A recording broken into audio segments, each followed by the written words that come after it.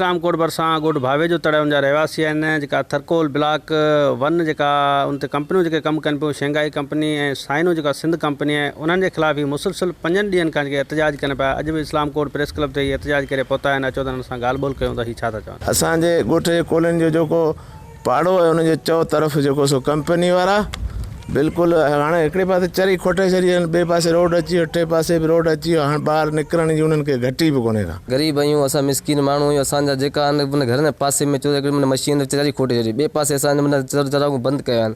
असां 24 कलाक सिंगाई जो सामान अची चुको आहे। असां डप 24 कलाक बीठा आहिनि। हिन जे घरनि मथां ओपियूं ठहियल आहिनि, पूरे घेरे कंपनी घेरे में आहिनि।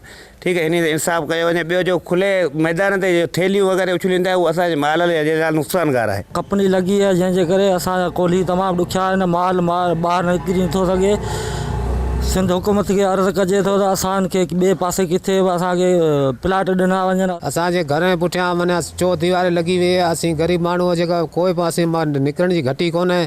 असीं केॾांहुं पिया वञूं, असीं माना को बि ॿार बचो निकिरी नथो सघे। असांखां वॾो ज़ुल्म आहे। कल्ह जेका से बिलावल भुट्टो जेको ज़रदारी आहे उन बि कोलनि जे एहतजाज जो जेको नोटिस वरितो आहे। CM सिंध खां जेका उन रिपोर्ट बि तलब कई आहे।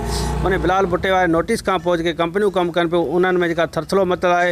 ऐं बिलावल भुट्टे ज़रदारी जेका वॾे वज़ीर सिंध खां जेका रिपोर्ट तलब कई आहे त हक़ीक़ी जेका रिपोर्ट आहे उहो ॾिनी वञे। कोली जेके बिरादरी जा माण्हू उन सां जेकॾहिं ज़्यादतियूं आहिनि त उन्हनि सां ज़्यादतियूं बंदि करे उन्हनि खे जेके पंहिंजा हक़ आहिनि उहा ॾिना वञनि। काज़ी बजीर, अवामी आवाज़, TV न्यूज़, इस्लामकोट। विज़िट कयो अवामी आवाज़ मीडिया ग्रुप जी वेबसाइट awamiawaz.pk।